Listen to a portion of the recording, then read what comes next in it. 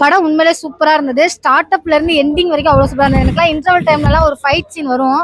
அப்பெல்லாம் எனக்கு என்ன தெரியுமா தோணுச்சு, சும்மா சும்மா எங்களையே அடிச்சுக்கிட்டு இருக்கீங்க ப்ரோ, நாங்க எப்பதான் திருப்பி அடிக்கிறது அப்படிங்கிற மாதிரி, இன்னும் கொஞ்சம் 2 அடி அடிச்சுட்டு போப்பா அப்படின்னு சொல்ற அளவுக்கு தோணுச்சு. அவ்வளோ அளவுக்கு ஃபர்ஸ்ட் ஹாப்ல அப்படி இருந்தது ஒரு ஃபீல். இந்த அளவுக்கு அவங்களாம் கஷ்டப்பட்டு இருக்காங்களா, அந்த அளவுக்கு அவங்க கஷ்டப்பட்டதுனால தான் நமக்கு இன்னைக்கு இந்த அளவுக்கு உண்மையா வாழ்றோமா அப்படிங்கிற அளவுக்குலாம் தோணுச்சு. படம் முழுக்க நிறைய கம்யூனிஸ்டுக்கான அந்த ஒரு தத்துவங்களை வந்து ரொம்ப தெளிவா சொல்லியிருந்தாங்க. அப்படி ஒரு கட்சி இருக்கிறதே நல்லா மறந்துட்டோம் ப்ரோ. அதெல்லாம் இப்ப திருப்பி ஞாபகப்படுத்தி அதெல்லாம் படிக்க வைக்கணுங்கிற ஒரு எண்ணத்தை உருவாக்கிருக்காங்களோ அப்படிங்கிற மாதிரி தான் தோணுச்சு. எவ்வளவு விஷயங்களை நம்ம மறந்தோமோ அந்த விஷயங்களெல்லாம் ஞாபகப்படுத்தி யோசிக்க வச்சு சிந்திக்க வைக்கிறாரோ அப்படிங்கிற மாதிரிலாம் தோணுச்சு. தெளிவா சொல்லியிருந்த மாதிரி இருந்தது எனக்கு இந்த படத்துல நிறைய விஷயங்கள். ஏன்னா அவரு கருணாஸ் அவர் பையன், அவரோட ஆக்டிங் வேற லெவல்னே சொல்லலாம். எனக்கு அந்த இடத்துல வந்து ஒரு சேர்ல சகதியில ஃபைட் நடக்கும். அதுக்கு முன்னாடி ஒரு விஷயம், நம்ம விஜய் சேதுபதி என்ன கூப்பிடுவாரு, உள்ள வாப்பா அப்படின்னு சொல்லிட்டு, நீயும் வந்து படுறா, எந்த வயசுல வேணாலும் படிக்கலாம் அப்படிங்கிறது. அப்ப அவர் சொல்லுவாரு, எல்லாரையும் சரிசமமா உட்கார வச்சு எப்போ கல்வி நடத்துறீங்களோ அப்ப நாங்க உள்ள வந்து படிக்கிறோம் அப்படின்னு சொல்லும் போது எனக்கு அம்பேத்கர் அவரோட மைண்ட் செட் தான் வந்தது. எவ்வளவு கஷ்டப்பட்டு இருப்பாரு அவரெல்லாம் அப்படிங்கிற அளவுக்கு எல்லாம் தோணுச்சு. அதுக்கப்புறம் கூட நிறைய விஷயங்களை இன்னைக்கு நம்ம என்ஜாய் பண்றோம். லீவு, ஆபீஸ் சண்டே ஆனா லீவு, படம் பார்க்கணும், வெளில போகணும், ஜாலியா இருக்கணும், இது எல்லாமே அவங்களோட போராட்டத்தினாலதான் நம்மளுக்கு கிடைச்சிருக்கு. அதுக்கு முன்னாடி கிடையவே கிடையாது, எந்த ஒரு விஷயமே கிடையாது. அதுல ஒரு விஷயம் வரணும், தாய்ப்பால் கொடுக்கறதுக்கு டைம் கொடுக்காம ஒரு குழந்தை உயிரே போயிருக்கும்.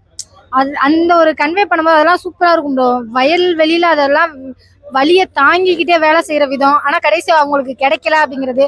அதுல ஒரு விஷயம் வரும், நீங்க தான் இது விவசாயம் பண்ணீங்க, நீங்க தான் எல்லாமே பண்ணீங்க, ஆனா அறுவடை பண்ணா அடுத்த நிமிஷம் அவங்களுக்கு அதிகம் நம்மளுக்கு கம்மியா போனா போதுன்னு போடுற மாதிரி போடுவாங்க.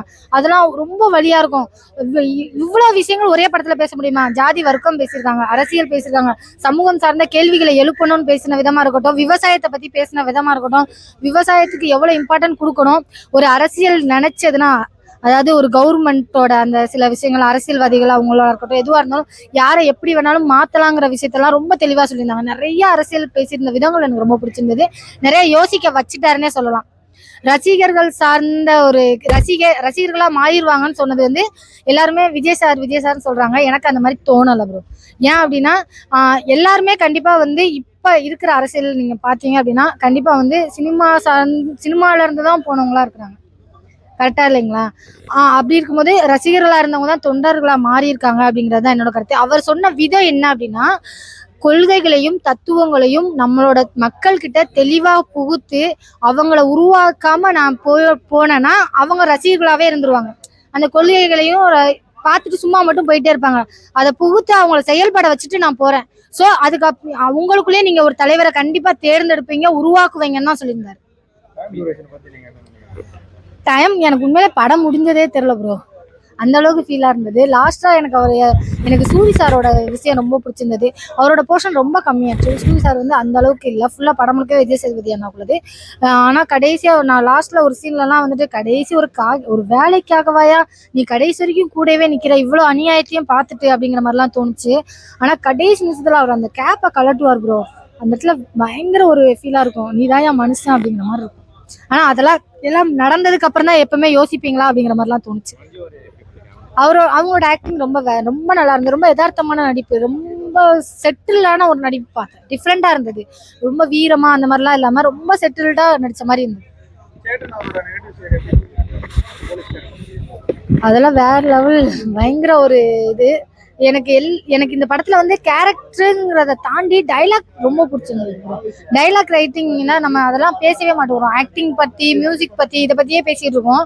உண்மையை சொல்லணும்னா டைலாக் தான் ஒருத்தவங்கள நம்ம பேசதான் அடுத்த ஆப்போசிட்ல இருக்கவங்களோட கேள்விகளை எழுப்பும்னு நினைக்கிறேன். ஸோ டைலாக் வேரியண்டா ரொம்ப சூப்பரா இருந்தது. 10க்கு 10 கொடுப்பேன். ஃபேமிலியோட கண்டிப்பா பார்க்கலாம். சூப்பரா பண்ணிருக்காரு. ஃபைட் சீன் சூப்பரா இருக்கு, எல்லாமே சூப்பரா இருக்கு. அவரு சொல்லவே வேணாம், அவருதான் படத்துல மெயின் அப்படின்ற மாதிரி. அவர் தெய்வங்க, அவரு ஒன்னும் சொல்றதுக்கே இல்ல, சூப்பரா போட்டிருக்காரு. இது கொஞ்சம் லென்த் படம், ஸோ கண்டிப்பா ஃபுல்லா பார்த்தாதான் புரியும். ஃபர்ஸ்ட் பார்ட் பார்த்துட்டு இந்த பார்ட் அதெல்லாம் எல்லாமே ஃபுல்லா பார்க்கணும், அப்பதான் கதை புரியும். 9. ஃபேமிலியோட பார்க்கணும். ஆக்சுவலா பாலிடிக்ஸ் வந்து கத்துக்கணும்ல, ஆப்வியஸா எல்லாருக்குமே தெரியணும், எல்லாரும் கத்துக்கணும். அதான் சொல்லியிருக்காங்க. நிறைய பேருக்கு பிடிக்கும், பிடிக்காது. ஃபேமிலி ஆடியன்ஸ் எனக்கு தெரியல. யங்ஸ்டர்ஸ் அஃப்கோர்ஸ் பார்க்கணும், பார்க்க வேண்டிய படம் 9. நல்லா ஃபேமிலியோட வந்து ஃபைட்லாம் சூப்பரா இருந்ததுண்ணா. மியூசிக்கும் நல்லா இருந்தது. குறை சொல்ற மாதிரி எதுவுமே இல்லை. இல்ல இது விஜய் சேதுபதி படம் தான். பார்ட் 1 சூரிய படமா இருந்தது. இது விஜய் சேதுபதி படம். எல்லாமே சூப்பரா இருந்தது. சூப்பரா இருந்துச்சு எல்லாமே.